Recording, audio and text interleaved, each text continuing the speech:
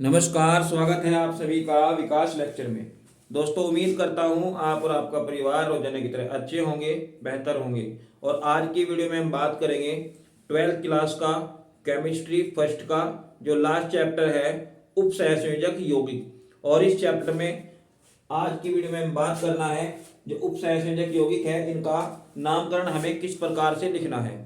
ठीक है, तो वीडियो थोड़ा बड़ा हो जाएगा, लेकिन आपको एक एक चीज जो है शून्य से लेकर शिखर तक समझनी है। और मैं आपको कह सकता हूं कि वीडियो अगर आप बहुत ध्यान से देखते हो, हर पॉइंट को आप अपने माइंड में अपनी नोटबुक में नोट करते हो, तो आपको इस वीडियो के बाद कोई वीडियो देखने की आवश्यकता नहीं होगी और आप इन नियमों को जो है कभी भूल भी नहीं पाओगे। तो चलिए शुरू करते हैं। तो सबसे पहले मैं आपको बता देता हूं, हमारे पास जो समस्या है, यानी कि कई बार जब हम इन क्वेश्चनों को लिखते हैं, इनका यूपीएससी नामकरण करते हैं, तो जो समस्या उठती है सबसे पहले धनात्मक ऋणात्मक लिगेंड का पता करने के लिए, ठीक है, समस्या उत्पन्न होती है। ठीक है, या फिर आप समझ सकते हो कि जब हम उपसहसंयोजक यौगिक को धनात्मक और ऋणात्मक भाग में डिवाइड करते हैं तो हमें समस्याओं का सामना करना पड़ता है। तो सबसे पहले हम एक दो एग्जाम्पल समझते हैं और उसी के बाद इसके नियमों को समझेंगे। तो यहाँ पर मैंने 3 एग्जाम्पल अलग अलग टाइप के लिए हैं, जिनमें हमें अलग अलग चीजें सीखने को मिलने वाली है। ठीक है, जरा बात समझिएगा कि सबसे पहले इस एग्जाम्पल में, इस एग्जाम्पल में, इस एग्जाम्पल में हमें क्या चीज समझना है। ठीक है, अब आपके सामने अचानक से इसका नामकरण करने के लिए दे दिया और पता कुछ भी नहीं है। ठीक है, तो सबसे पहले जो हमें करना होता है, इसको धनात्मक और ऋणात्मक भाग में डिवाइड करना होता है। लेकिन इससे पहले एक बात और जान लेनी चाहिए, क्या कि ये जो आप ब्रैकेट देख रहे हो ना, ये जो आप इस तरह का ब्रैकेट देख रहे हो, ठीक है, इसको हम परिसर कहते हैं। क्या कहते हैं? परिसर कहते हैं। ठीक है, और ये जो आप यहाँ पे देख रहे हो छोटे ब्रैकेट के अंदर, और ये होता है लिगेंड। ठीक है, क्या होता है ये? लिगेंड। और ये जो यहाँ संख्या लिखी हुई है, इसको कहते हैं हम समन्वय संख्या या फिर उपसहसंयोजन संख्या। ठीक है, लिगेंडों की संख्या भी हम यहाँ पर इसे कह सकते हैं। ठीक है, और अब समझते हैं इसका दूसरा जो मामला है, क्या कि धनात्मक और ऋणात्मक। जब भी आप इस तरह का कंपाउंड लिखते हो तो या तो परिसर के बाहर, ये परिसर है, या तो परिसर के बाहर या फिर परिसर के दाएं और बाएं और कहीं भी हो। ठीक है, उसको हमें 2 हिस्सों में डिवाइड कर लेना है। यानी कि ये परिसर है, इसके बाहर ये वाला देखो, इसको अलग हिस्से में कर दे, इसको अलग हिस्से में। यहाँ क्या है? इधर तो कुछ है नहीं, इधर है, इसको 2 हिस्से में डिवाइड कर लेंगे। और इसको तो किसी भी हिस्से में डिवाइड नहीं किया जा सकता, क्योंकि इस पे तो कुछ इस तरह का लगा हुआ ही नहीं है। हाँ, अगर यहाँ कुछ होता तो हम इसको ऐसे डिवाइड कर सकते थे, ऐसे बांट सकते थे, है ना। तो फिलहाल आप बात समझिए कि जो मैंने लाइन खींची है ना, हमेशा जो पहले वाला भाग होता है ना, जो पहले वाला भाग होता है वो धनात्मक होता है। यानी कि हमेशा पहले वाला भाग क्या होता है? धनात्मक होता है, और सेकंड वाला भाग ऋणात्मक होता है। बताओ, इतनी बात समझ में आ रही है आपके? ये पहले वाला भाग धनात्मक होगा, दूसरे वाला भाग ऋणात्मक होगा, चाहे कुछ भी हो। ठीक है, देखो ऐसे यहाँ ये भाग क्या है? पहले वाला भाग है धनात्मक और दूसरे वाला भाग है ऋणात्मक। मतलब आपको साइज से कोई लेना देना नहीं है यहाँ पर, चाहे कितना ही बड़ा साइज हो, कि भाई इस साइड का है तो ऋणात्मक है, पहले वाली साइड का है तो धनात्मक है, और अगर कुछ भी नहीं है तो उदासीन है। ठीक है, अभी मैं आपको नामकरण नहीं बताया, केवल एग्जाम्पल देने का मतलब था कि आपको स्टार्टिंग में किस तरह क्वेश्चन देखने को मिलता है। ठीक है, और जब हम इनका नामकरण करेंगे, ये तो आपको समझ में आ गया, धनात्मक ऋणात्मक, धनात्मक वाला भाग शुरू वाला और ऋणात्मक वाला भाग लास्ट वाला भाग। क्योंकि अगर आपको ये समझ में नहीं आई ना कि किसको धनात्मक में लिखना, किसको ऋणात्मक में, तो भाई आईयूपीएससी नाम लिखने में बड़ी समस्या होगी। ठीक है, इसलिए इसको आप नोटिस कर लो, अभी इसकी जरूरत पड़ेगी हमें। ठीक है, नहीं? अच्छा, जब हम इसका नामकरण करते हैं तो हम नामकरण हमेशा यहां से करते हैं। ठीक है, क्योंकि अगर यहाँ कोई होता जैसे कि इसमें है, तो इसमें क्या दे रखा? K3 दे रखा, तो यहाँ K3 हो या फिर K4 हो या फिर K5 हो, मतलब कुछ भी लगा हुआ हो। ठीक है, 2 3 4 5 स्टार्टिंग वाले की बात कर रहा मैं। तो यहाँ आपको ये संख्या नहीं लिखनी होती। कभी आप यहाँ ट्राई लगा के बैठ जाओ तो ट्राई यहाँ नहीं लिखना होता है, आपको केवल पोटेशियम दिखाई दे रहा तो इसका नाम केवल आपको पोटेशियम लिखना होता है, और वो भी शुरू में। ठीक है, यहाँ शुरू में तो कुछ है नहीं, तो इसका मतलब यहाँ से नंबरिंग लिखेंगे हम। ठीक है, तो इनको भी ध्यान में रखेंगे।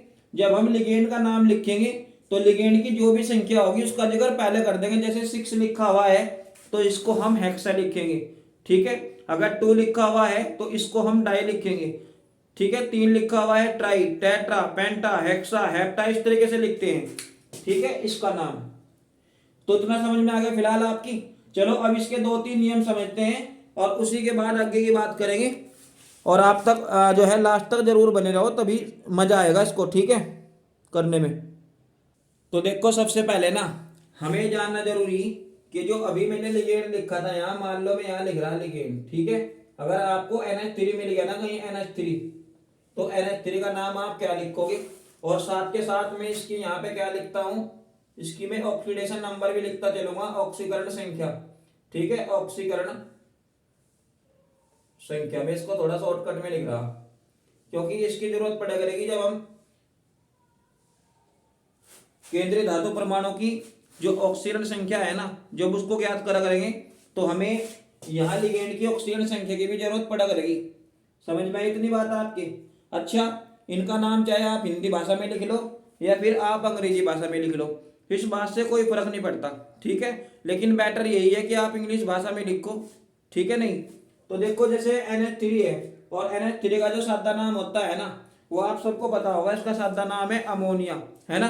क्या है इसका नाम सादा? अमोनिया। लेकिन जब हम इसका यहाँ आईयूपीएसी नाम में यूज करेंगे ना तो इसको एमीन लिखेंगे। ठीक है, नहीं देखो मैं जरा फटाफट से लिख दूँ सारे, फिर इसके बाद बताता हूँ आपको। तो देखो सबसे पहले मैंने यहाँ वे लिखे जिनकी ऑक्सीजन संख्या का मान 0 होता है। ठीक है, और ये जो मैंने लिखे है ना, ये केवल वे लिखे जो बहुत ज्यादा इंपॉर्टेंट है, यानी कि इनको याद करे बिना काम नहीं चलने का।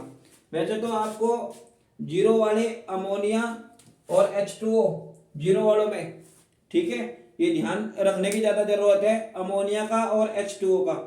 ठीक है, लेकिन फिर भी थोड़ा सा एक्स्ट्रा आपको ये भी लिख लेना चाहिए। वैसे तो बहुत सारे हैं ये, लेकिन काम के ज्यादातर यही हैं दो। ठीक है, आप तो अगर NH3 हो तो वहां पर लिखते हैं एमीन। ठीक है, अगर आप हिंदी में लिखना चाहते हो तो लिख सकते हो, लेकिन आपको जो है अंग्रेजी भाषा का यूज करना चाहिए। यहाँ पे एक्वा, एक्वा, और यह है आपका फास्फीन, PH3 है फास्फीन। ये क्या है? नाइट्रोसील, नाइट्रोसील। और ये है आपका थायोकार्बोनिल, थायोकार्बोनिल। और ये क्या है? पीरिडीन। मतलब आपको पीरिडीन की पूरी संरचना भी मिल सकती है, या फिर खाली PY लिख देगा तो भी क्या है? पीरिडीन ही है, पीरिडीन। तो ये मैंने फिलहाल कौन लिखे जिनकी ऑक्सीजन संख्या का मान 0 होता है। ठीक है, आप फटाफट से इसका स्क्रीनशॉट लो, और ये बहुत ज्यादा इंपॉर्टेंट है, क्वेश्चन इन्हीं से बनता है। ठीक है, अब देखते हैं जरा इसके बाद हम जिनकी ऑक्सीजन संख्या का मान माइनस का हो। देखो जरा, तो देखो जो हमारे माइनस और प्लस वाले हैं ना, ये सबसे ज्यादा इंपॉर्टेंट है।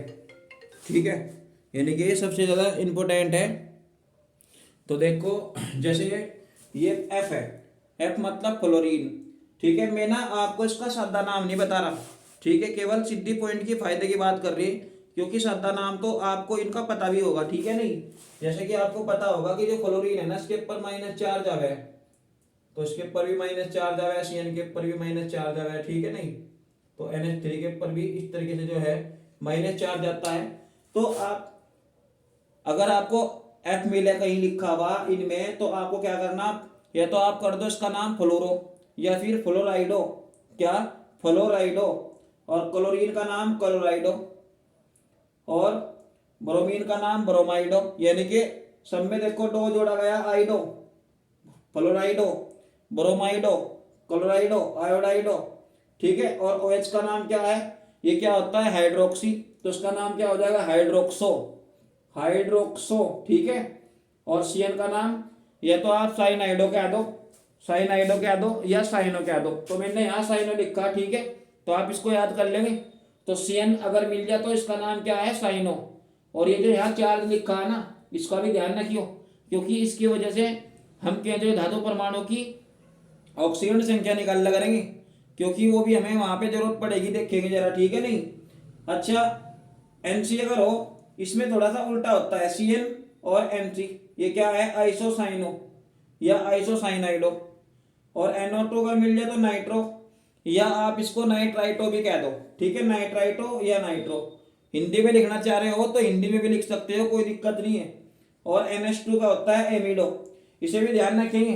कई बार सब बच्चे परेशान हो जाते हैं NH3 में और NH2 में। अगर NH3 आ रहा तो क्या बताया अभी आपको, एमीन, एमीन। और अगर NH2 है तो क्या है, एमिडो, ठीक है, एमिडो, ठीक है, ध्यान रखेंगे। यानी कि 3 लगते हैं यहाँ, ये इसका नाम चेंज हो जाता है, ये बन जाता है एमीन, और अभी क्या है, एमिडो, ठीक है। अच्छा, अगर कार्बोनेट हो तो कार्बोनेटो, ठीक है।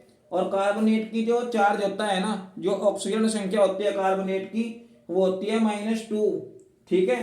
तो यहाँ चार्ज कितना है, -2। ऐसे ही आपका क्या है, SO3 सल्फेटो, ठीक है, इसका क्या हो जाएगा, सल्फेटो, और ऑक्सीडेशन नंबर जो है इसका -2। ऐसे ही सल्फेट तो सल्फेटो, तो इसका क्या हो जाएगा, -2 हो जाएगा, ठीक है। आप इसका चाहो तो स्क्रीनशॉट ले लो। और बस थोड़ा सा और रह गया, देखो थोड़ा सा, एक बार और आपको बताता हूँ। यहाँ पे मैंने माइनस नहीं लगाया हुआ है, देखो जरा, ये क्या है, ये माइनस की संख्या है, ठीक है, इधर सब में लगा हुआ है माइनस, तो क्या है भाई, ये माइनस के हैं, ठीक है, ध्यान रहेगा आपके। तो आप जरा इसका ध्यान रखियो, ये क्या है, सारे ये सारे माइनस के हैं, ठीक है। देखो एक बार तेजी से पढ़ रहे हैं भाई, अगर फ्लोरीन है ना, F है तो -1 है, क्लोरीन है तो -1 है, ब्रोमीन है -1, आयोडीन है -1, OH है क्या है, -1, साइनाइड, साइनाइड है साइनो -1, ठीक है, आइसोसाइनाइडो NCO, ठीक है, क्या है, ये भी आइसोसाइनाइडो है, ठीक है। और NO2 क्या है, इसमें देखो पहले मैंने O छूट गया था तो O लगा लेंगे सब बच्चे, ठीक है, इसका ध्यान रखियो, पहले इसमें O छूट गया था तो O लगा लेंगे, ठीक है। और NO2 क्या है, नाइट्रेटो, और NH2 क्या है, एमिडो। तो ये ध्यान रखेंगे, ये चिन्ह सहित रखना आपको, क्योंकि बेटा ये ना आपको चिन्ह सहित इसलिए रखना है, चिन्ह सहित से ही आप ऑक्सीडेशन नंबर निकाल करोगे नहीं, ठीक है। अब देखते हैं थोड़ा और समझते हैं थोड़े से, देखो जरा।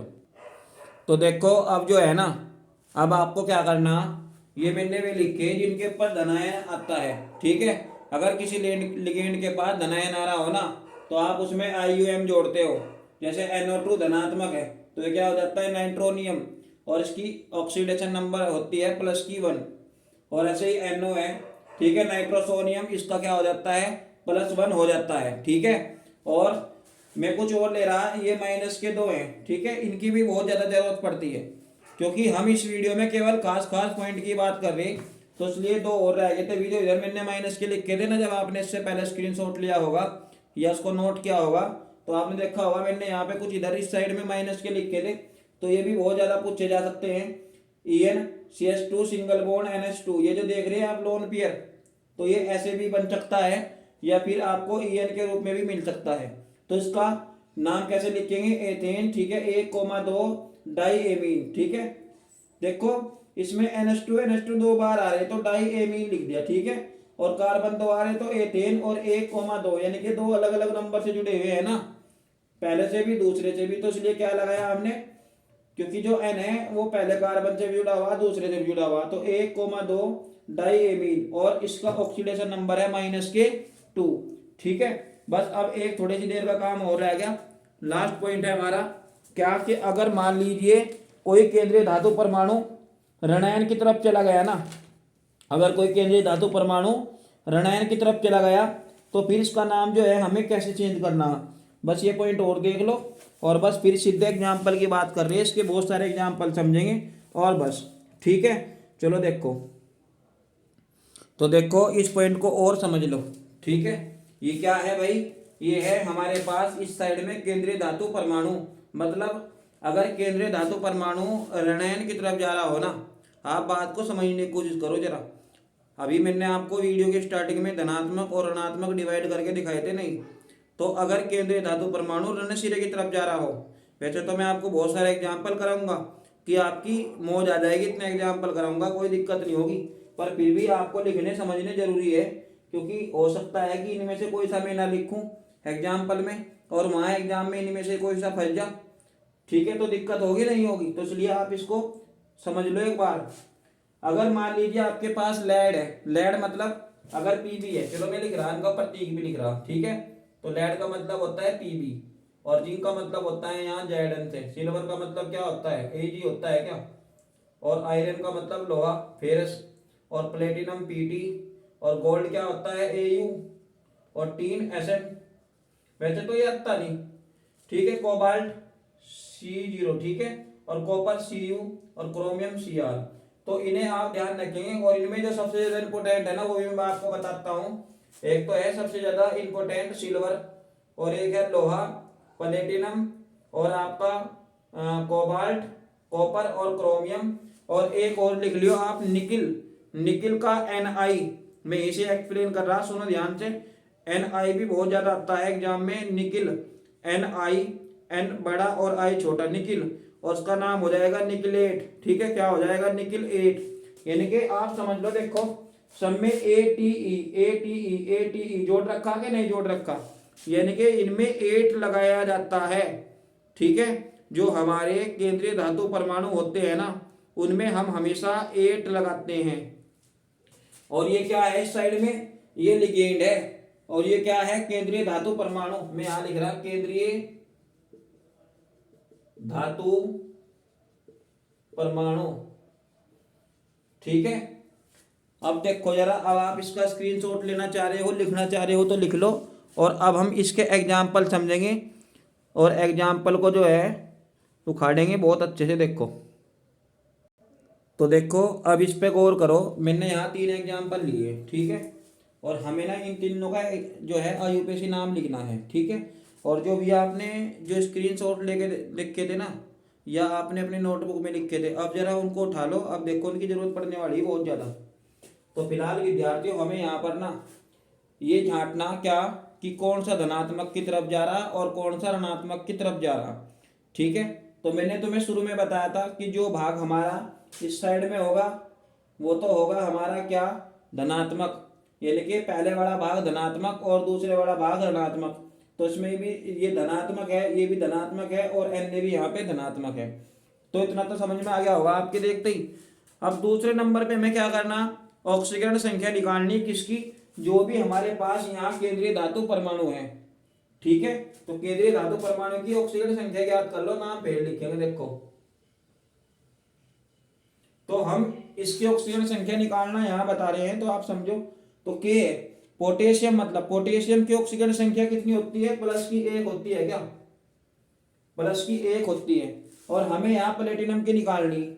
देखो मैं तुम्हें एक बात बता रहा, अगर आपको किसी की ऑक्सीजन संख्या का पता नहीं चल रहा ना, तो आपको उसका परमाणु क्रमांक पता होना चाहिए, कितना होता है 19K का। तो 2,8,8,1। तो ये जो आपने बाहर एक लिखा नहीं, तो ये क्या है, ये ऑक्सीजन संख्या। इस तरीके से भी आप अंदाजा लगा सकते हो कि अगर किसी के ऑक्सीजन संख्या याद नहीं आ रही है पर उसका परमाणु क्रमांक पता, तो आप उसका इलेक्ट्रॉनिक विन्यास लिखो और उसके हिसाब से इस बात का पता लगा लो कि इसकी ऑक्सीजन संख्या कितनी बैठ सकती है। कमी है तो माइनस की बैठा लो, और अधिकता है तो क्या कर लो, उसको प्लस की दिखा दो, जैसे यहाँ पोटेशियम की हुई, ठीक है। तो इतना समझ में आया। अब प्लेटिनम क्या है हमारे पास, केंद्रीय धातु परमाणु, और हमें इसी की तो ज्ञात करनी। तो इसका मतलब क्या हो जाएगा, इसका मतलब हो जाएगा ये प्लस है x। अच्छा, क्लोरीन की कितनी होती है, -1, और यहाँ 3 भी लिखा हुआ, तो इस 3 की गुणा इसके -1 में करेंगे। देखो तो -1 गुणा 3, ठीक है, प्लस। अच्छा, NH3 कितनी होती है, 0 होती है, और बराबर में भी 0 लगाएंगे, ठीक है। क्योंकि अगर यहाँ कोई चार्ज होता ना, ऊपर घात पे कुछ ना कुछ होता, तो फिर तो हम उसको उधर भेज देते। लेकिन अफसोस यहाँ ना तो प्लस है ना यहाँ माइनस है, तो हम क्या करेंगे, हम यहाँ 0 मान लेंगे घात पे, ठीक है नहीं। अच्छा, NH3 की ऑक्सीडेशन कितनी होती है, 0 होती है। ये बात मैंने आपको पहले भी लिखवाई है, अभी थोड़ी देर पहले, ठीक है। तो अब इसको सोल्व करो पहले, और देखो x का मान कितना निकल के आ रहा। तो 1 जुगा तो +x। अच्छा, 3 × 3 तो -3, और बराबर क्या है 0। तो x बराबर, अच्छा चलो एक बार बताओ, प्लस का 1 और माइनस के 3 तो कितना हो जाएगा, माइनस के 2 बराबर 0। तो x का मान आ जाएगा प्लस के 2, यानी कि यहाँ प्लेटिनम की ऑक्सीजन संख्या क्या है, प्लस के 2 है। ठीक है। अच्छा अब इसका आईयूपीएसी नाम लिखना शुरू करेंगे, यहीं से ही शुरू से ही लिखेंगे। अगर ये ना होता तो फिर नाम लिखते हम यहाँ से, ठीक है, लिगेंड से। लेकिन अब यहाँ परिसर के बाहर कुछ ना कुछ तत्व लिख दिया, तो अब इसका मतलब यहीं से नाम लिखना है हमें, ठीक है नहीं। और मैंने एक बात आपको अभी बताई थी, यहाँ अगर K2 होता, K3 होता, K4 होता, फिर भी हम इसको डायरेक्टली नाम से लिखते। ट्राई, टेट्रा, ये सब चीजें स्टार्टिंग वाले नाम में नहीं लगती, मतलब जो यहाँ लिखा जाता है केवल उसमें नहीं लगती, जो नाम परिसर के अंदर लिखा जाएगा उसमें लगती है इस तरह की चीजें। मान लो पोटेशियम अंदर होता मान लो, और यहाँ K3 होता, तो फिर इसका नाम ट्राई पोटेशियम लिखते, ठीक है। जैसे ये क्लोरीन देख रहे हैं आप, यहाँ क्लोरीन के क्या लिखे हुए हैं, 3 है, तो यहाँ हम क्या लिखेंगे, ट्राई क्लोरो, समझे नहीं। लेकिन यहाँ नहीं कुछ भी लिख लेंगे, तो इसका नाम लिख रहा हमें पोटेशियम, ठीक है, पोटेशियम लिख दिया। अब इसके बाद आ जाओ यहाँ, और NH3 को बोलते हैं भाई एमीन, ठीक है, क्या बोलते हैं, एमीन, एमीन। और इस बात का भी आप ध्यान रखिएगा, जब आप इनका यूपीएससी नाम लिखते हो तो आपको गैप नहीं देना, डायरेक्ट एक ही लाइन में लिखते चले जाओ, कोई दिक्कत नहीं है, ठीक है। तो पोटेशियम एमीन। अच्छा try, try, try chloro, chloro, या तो आप इसे क्लोरो लिख दो या फिर क्लोराइडो लिख दो, क्लोराइडो, ठीक है, क्लोराइडो या क्लोरो, चलो मैं इसे क्लोराइडो लिख रहा, तो क्लोराइडो लिख दो या क्लोरो लिख दो, इससे कोई फर्क नहीं पड़ने वाला, ठीक है। अच्छा अब ये प्लेटिनम जो है ना, ये आ रहा हमारा नेगेटिव की तरफ, यानी कि ये तो है धन और ये है ऋण, और अगर ये वाला भाग ऋण की तरफ जा रहा हो ना, केंद्रीय धातु परमाणु, तो उसका नाम प्लेटिनम नहीं लिखा जाएगा, इसका नाम लिखा जाएगा प्लेटिनेट, ठीक है, क्या, प्लेटिनेट। जिंक है तो जिंकेट, ठीक है, कॉपर है तो क्यूप्रेट, निकिल है तो निकलेट, है ना, फेरस है तो फेरेट, इस तरीके से नाम लिखा जाता है। कब लिखा जाता है, यदि हमारा भाग ऋण परमाणु की तरफ जा रहा हो, यानी कि ऋणात्मक साइड में जा रहा हो, ठीक है। तो अब इसका नाम क्या लिखेंगे, प्लेटिनेट,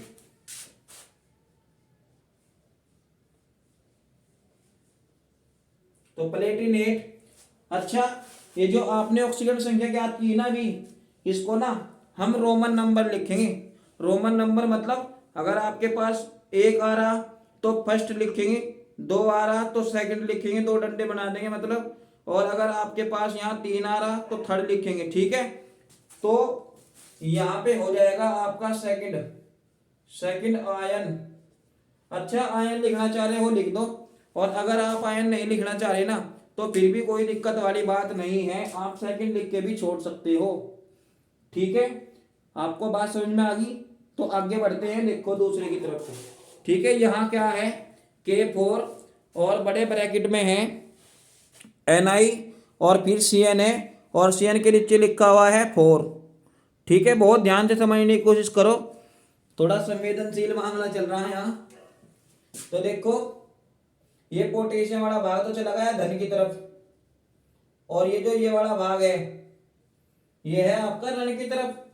और आपको एक बात अब समझ में आ गई होगी क्या, कि जो भी हमारा यहाँ केंद्रीय धातु परमाणु है ना, जैसे Ni है, तो इसका नाम अब निकिल नहीं लिखा जाना, इसका नाम लिखा जाना है निकलेट, ठीक है।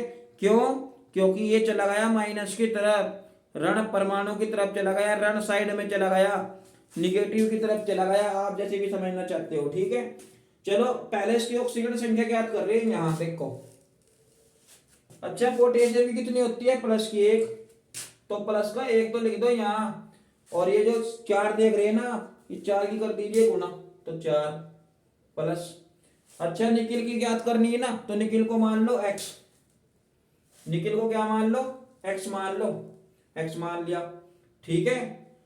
अच्छा Cn की क्या होती है, साइनों की, इसकी ऑक्सीजन संख्या होती है माइनस की 1, ये भाई आपको याद करनी पड़ेगी, माइनस की 1 होती है, और गुणा 4, और बराबर क्या है 0, ठीक है। अब इसको सोल्व कर दीजिए, जो भी है x का मान निकल के आएगा उसको ठीक है, ध्यान रखिएगा, क्योंकि उसी के आधार पे आपको यहाँ फर्स्ट सेकंड थर्ड फोर्थ जो भी आपका आएगा उसी के हिसाब से लिखना है। किसके? इसके हिसाब से। देखो पहले आप गुणा करो, 4 एकम 4 प्लस एक्स और माइनस 4 और बराबर 0।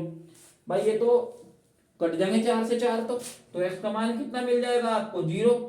यानी कि इसका ऑक्सीडेशन नंबर तो 0 निकल के आ रहा। चलो खैर कोई बात नहीं, 0 ही लिख देंगे। पर ये क्वेश्चन जो आप देख रहे हैं ना बहुत ज्यादा इंपॉर्टेंट है। ये 12th क्लास के एग्जाम में बहुत ज्यादा पूछा जाता है। ठीक है, तो चलो अब इसका यूपीएससी नाम लिखें। तो मैं भी आपको बताया था ना कि यहाँ 4 आ जा, यहाँ 3 आ जा, यहाँ 2 आ जा, या फिर यहाँ कुछ भी ना है, पर इसका नाम आपको सिंपल ही लिखना है। सिंपल मतलब पोटेशियम ही लिखना बस। तो देखो पोटेशियम, पोटेशियम, और यहाँ क्या है 4, और 4 के लिए लिखते हैं हम टेट्रा, 5 होता तो पेंटा, 6 होता तो हेक्सा, हेप्टा, ऑक्टो। समझ में आई बात? इस तरीके से हमें यहाँ लिखना होता है। तो ये क्या है? टेट्रा। ठीक है, आप लिखना चाहते हो तो लिख लो, मैं बता रहा हूँ आपको। 2 हो तो डाई, 3 हो तो ट्राई, 4 है तो टेट्रा, 5 है तो पेंटा, 6 है तो हेक्सा। ठीक है, बस इससे ज्यादा आपको पढ़ने की जरूरत नहीं है, इससे ज्यादा नहीं पूछा जाता है।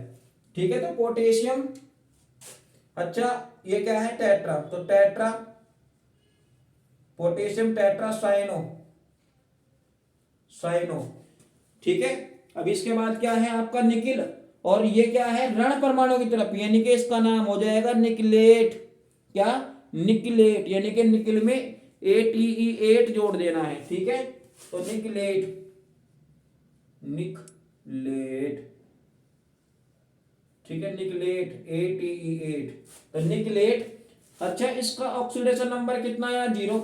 तो आपको रोमन नंबर में भी 0 लिख देना है। 0 आयन, ION, आयन लिखना चाहते हो आयन लिख दो, और अगर आप 0 पे भी छोड़ दोगे तो भी कोई दिक्कत नहीं। देखो मैं हिंदी में भी लिख रहा, पोटेशियम, पोटेशियम टेट्रा साइनो, और ये क्या है? निकलेट, निकलेट, निकलेट, निकलेट। ठीक है, और ये क्या है? 0। तो इतना आपके समझ में आ गया ये। तो देखो अब इसके बाद हमारे पास तीसरा एग्जाम्पल है, और अगर कोई कमी रह रही हो ना समझने की तो सारी कमी इसमें दूर कर देंगे अपनी, फिर कोई दिक्कत नहीं होगी। ठीक है, क्या कर देंगे? सारी कमी हमें इसमें जो है दूर कर देनी है। ठीक है, तो समझिएगा कि इसमें हमें क्या करना है। तो सबसे पहले दे दिया सोडियम, फिर प्लेटिनम, ब्रोमीन, क्लोरीन सब दे दिया भाई, नाइट्रो भी दे दिया, और एमीन भी, NH3 मतलब एमीन भी दे दिया। पर आपको सबसे पहले क्या करना? धनात्मक और ऋणात्मक भाग के बारे में सोचना है।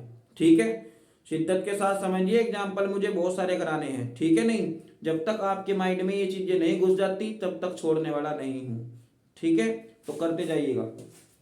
तो देखो सोडियम, फिर प्लेटिनम, फिर ब्रोमीन, फिर Cl, फिर नाइट्रो और NH3। तो सबसे पहले आपको वही करना है जो करते आ रहे हो।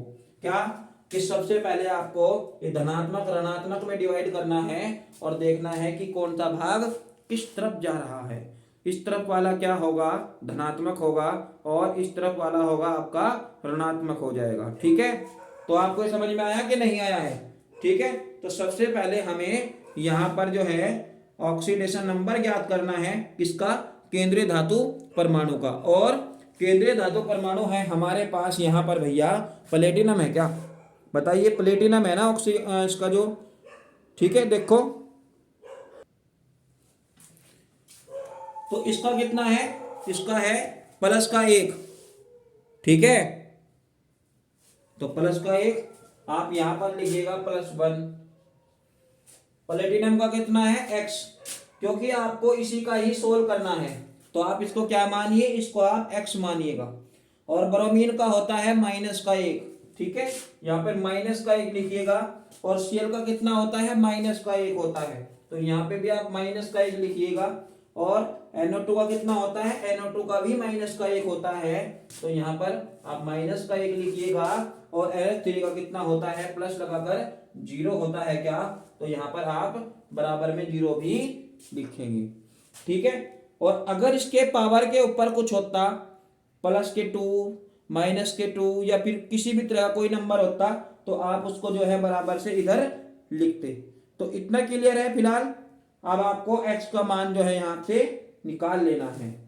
ठीक है, तो +1 और प्लस -1 -1 यानी कि -3 हो जाएगा। तो -3 हो जाएगा, बराबर क्या है, 0 है। तो 3 में से 1 घटाइएगा तो कितना बचेगा, -2 बचेगा। तो -2 बराबर 0, तो x बराबर हो जाएगा +2। ठीक है, इतना आपके समझ में आ गया होगा। अब हमें लिखना है इसका नाम। तो सबसे पहले हमें ये बात सोडियम से ही शुरू कर देनी चाहिए। ठीक है, तो सोडियम लिखते हैं, सोडियम। फिर आप यहां देखिए ये क्या है, एमीन, सोडियम एमीन। ठीक है, NH3 का नाम हमने भी क्या लिखा था, एमीन लिखा था। तो एमीन आप यहां पर लिखिए, एमीन, एमीन डबल M। तो एमीन ये क्या है, ये आपका क्या है, नाइट्रो, N नाइट्रो भी लिख सकते हो क्या, तो कोई दिक्कत वाली बात नहीं, N नाइट्रो भी लिख सकते हो। फिर क्लोरो, फिर ब्रोमो, इस तरीके से भी लिख सकते हो। आप किसी का भी नाम किसी भी तरह से लिख सकते हो, इससे कोई दिक्कत नहीं है। लेकिन आप इसमें ऐसा भी कर सकते थे, जो अल्फाबेटिक है आपका जो है उसके आधार पे भी लिख सकते हैं। ए वाले को पहले, बी वाले को, इस तरीके से भी आप हिसाब इसका लगा सकते हो, या फिर आप अपने हिसाब से भी लिख सकते हो। तो जैसे इसमें ए आया, फिर ब्रोमीन आएगा बी, फिर क्लोरीन आएगा सी, और लास्ट में ये आएगा। तो आप इस तरह से भी कर सकते हो, अल्फाबेटिक के हिसाब से भी लिख सकते हो। तो फिलहाल मैं यहाँ पर अल्फाबेटिक के हिसाब से ही लिख रहा हूँ, मतलब ABCD के अक्षरों के हिसाब से लिख रहा हूँ। देखो, तो A फॉर एमीन शुरू में आ गया, फिर B फॉर ब्रोमीन, और ब्रोमीन का क्या होता है, ब्रोमो या फिर ब्रोमाइडो। तो मैं यहाँ ब्रोमो लिखूं या ब्रोमाइडो लिखूं, बात एक ही है। तो मैं ब्रोमो लिख रहा, ब्रोमो। और ब्रोमो के बाद आता है क्लोरो, A B, और फिर आता है C। तो क्लोरो लिख दो या क्लोराइडो लिख दो, कोई दिक्कत नहीं है। इसके बाद आया आपका नाइट्रो। ठीक है, N नाइट्रो, या नाइट्रो N, या खाली नाइट्रो लिख दो, कोई दिक्कत वाली बात नहीं है। तो नाइट्रो। अच्छा, प्लेटिनम का नाम क्या आता है, प्लेटिनम। लेकिन प्लेटिनम का नाम हम प्लेटिनम नहीं लिखेंगे, क्यों, क्योंकि ये बेचारा चला गया ऋणात्मक की तरफ, तो उसका नाम लिखा जाएगा प्लेटिनेट। क्या लिखा जाएगा, प्लेटिनेट। तो प्लेटिनेट। अच्छा, इसकी ऑक्सीडेशन नंबर कितनी आई, +2 आई। तो आपको जो है यहाँ सेकंड लगाना है, और आयन भी लिख देंगे, तो कोई दिक्कत नहीं है। ठीक है, इतना तो आपको क्लियर हो ही गया होगा। तो चलो अब आगे बढ़ते हैं, थोड़े से देखते हैं एग्जाम में आए हुए क्वेश्चन इसके बाद। ठीक है, जिस तरह का भी आएगा उसी तरह का हमें ये समझना है। और एक चीज़ और है, अगर आपको इंग्लिश वर्ड लिखने में दिक्कत हो रही हो तो आप इनको हिंदी में भी लिख दो, तो कोई दिक्कत वाली बात यहाँ नहीं है। ठीक है, ट्रांसफर सेम है, बस मीनिंग का अंतर है। ठीक है, तो देखो अब हमने 3 क्वेश्चन उठाए NCERT के, और पता है क्या, ये तीनों क्वेश्चन एग्जाम में कई बार पूछे गए थे, बहुत ज्यादा इंपॉर्टेंट है। ठीक है, ये मिक्स क्वेश्चन है, आप इनको समझने की कोशिश कीजिए। देखो, सबसे पहले हमें यहाँ क्या करना, जैसे मैंने आपको बताया था, सबसे पहले हमारा काम है धनात्मक और ऋणात्मक, ठीक है, भागों में डिवाइड करना। किसी भी कोऑर्डिनेशन कंपाउंड को धनात्मक और ऋणात्मक में तोड़ दीजिएगा। ठीक है, और हमेशा पहले वाला भाग होता है धनात्मक, ये भी आप माइंड में डाल लो। तो पहले वाला भाग क्या है, यहाँ ये धनात्मक है। अब चलो एक काम करो, पहले इसका ऑक्सीडेशन नंबर यहाँ ज्ञात करेंगे, जैसे अभी कह रहा था। ठीक है, तो पोटेशियम का क्या होता है, +1 × 2, Na का फिलहाल x, और साइनो का -1 × 4, और बराबर क्या है, 0 है। तो 2 × 2 +x, और 4 × -4, और बराबर 0। तो 2 में से 4 घटाइएगा तो -2 आएगा, बराबर 0, और x बराबर आ जाएगा +2। तो फिलहाल आपको ये समझ में आया कि नहीं आया है? तो अब आपको क्या करना है, इसका नाम लिखना है। और मैं भी आपको बताया था कि जो हमारे पास स्टार्टिंग वाली जो भी एलिमेंट होता है उसका हमें डाई ट्राई टेट्रा ये सब नहीं लगाना, ठीक है, केवल आपको सिंपल नाम लिख देना है। तो ये क्या है भैया, ये पोटेशियम है, तो पोटेशियम, पोटेशियम ये क्या है, टेट्रा, तो पोटेशियम टेट्रा साइनो, साइनो। अब ये निकिल क्या है, ऋणात्मक की तरफ है, तो इसका नाम हो जाएगा निकलेट, ठीक है, निकिल का निकलेट, फेरस का फेरेट, तो निकिल का निकलेट, निकलेट। अच्छा अब एक बात बताओ, यहां क्या आया था आपका मान, दो, दो के लिए आप क्या लगाओगे, सेकंड। आयन लिखना चाहते हो लिख सकते हो इसके पीछे, नहीं तो इतना भी लिखो तो कोई दिक्कत नहीं है, ठीक है। हिंदी में भी लिख देता हूं मैं, potassium, potassium tetra, tetra cyano, cyano nickelate, nickelate, और ये है सेकंड, ठीक है।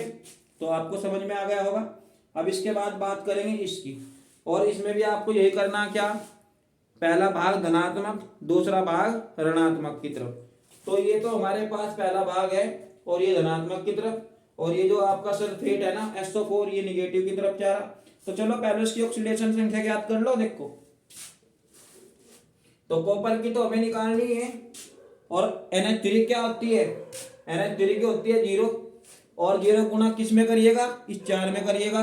तो देखो यहाँ लिखा मैंने 4, और SO4 की कितनी होती है, -2 होती है क्या, तो देखो मैं यहाँ लगा दिया -2 और बराबर 0, तो x, और 0 गुना जब 4 में करिएगा तो क्या आएगा, 0 आएगा, ठीक है, 0 आया, और -2 और बराबर 0, और x बराबर +2 हो जाएगा।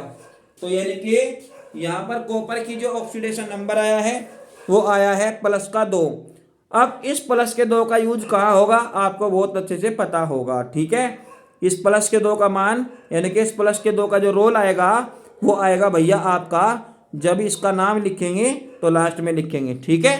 तो जरा गौर करिएगा कि सबसे पहले यहाँ क्या है आपका, कोई भी नंबर नहीं है, यानी कि बात यहाँ से स्टार्टिंग करनी है, ठीक है। कई बार बच्चे इसी को शुरू में लिख के बैठ जाते हैं, तो ऐसा नहीं करना है। अगर ये SO4 शुरू में होता तो फिर बात अलग थी, ठीक है। फिलहाल आपको यहां से नाम लिखना है, तो tetra, tetra amine, tetra amine, tetra amine, और ये क्या है, कॉपर। और इसका नाम चेंज नहीं करना है, इसका नाम चेंज नहीं करना, क्यों, क्योंकि ये धनात्मक की तरफ है। गौर करिएगा, अगर ये धनात्मक की तरफ नहीं होता, यानी कि ऋणात्मक की तरफ होता, तो फिर इसका नाम हो जाता क्यूप्रेट, लेकिन फिलहाल इसका नाम कॉपर, कॉपर। अच्छा इसका ऑक्सीडेशन कितना आया, +2 आया ना, +2, तो आप इस +2 को जो है यहां लिखिएगा सेकंड। ये क्या है, सल्फेट है, सल्फेट, सल्फेट। बताओ बात समझ में है कि नहीं है। तो तीसरा देखते हैं, चलिए। तो तीसरे में आपको क्या करना है, ऐसे ही लिखना है, बाकी जैसे आपने सबका नाम लिखा था। तो सबसे पहले आपको क्या करना है, धनात्मक और ऋणात्मक वही डिवाइड करना है, ठीक है। इस पूरे भाग को आप धनात्मक की तरफ रखिएगा, इस पूरे भाग को आप ऋणात्मक की तरफ रखिएगा। तो इतना आपके समझ में आ गया होगा, ये धनात्मक और ये ऋणात्मक भाग हो जाएगा।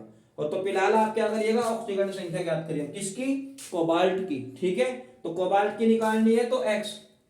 अच्छा NH3 का क्या होता है, 0, तो 0 गुणा 5, क्योंकि यहाँ 5 लिखा हुआ है ना, तो उसको 0 के रूप में ऐसे लिखेंगे, तो 0 गुणा 5, और H2O क्या होता है, इसका भी 0 होता है, तो +0। अच्छा सेल की कितनी होती है, -1 होती है क्या, तो -1 और गुणा 3 और बराबर क्या है, बराबर है 0, ठीक है।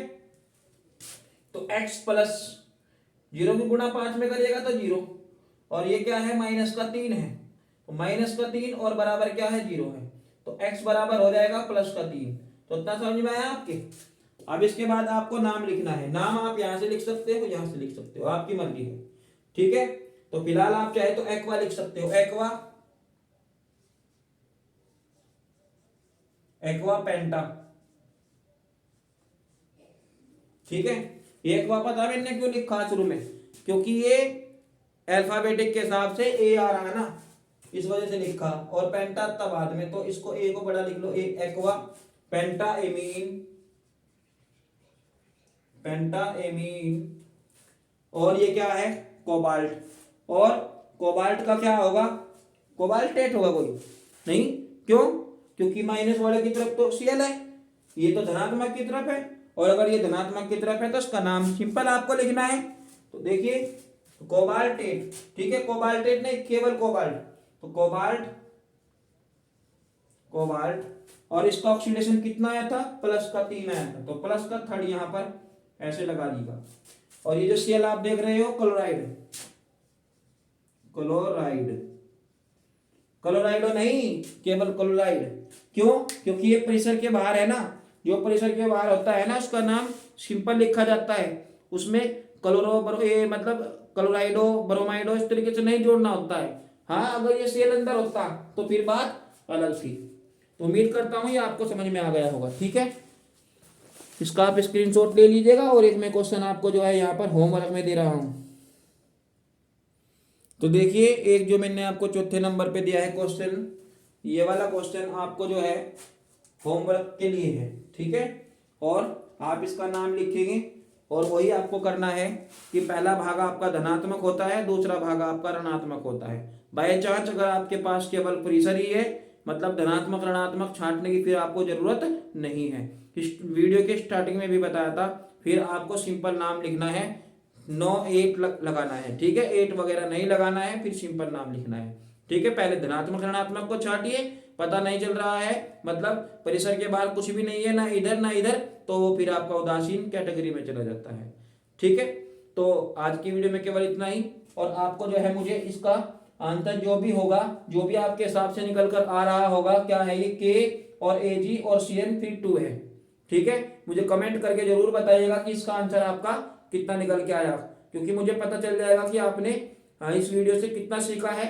ठीक है, तो आज की वीडियो में केवल इतना ही, फिर मिलेंगे इसके बाद किसी नए टॉपिक के साथ। तब तक नमस्कार, ओके बाय।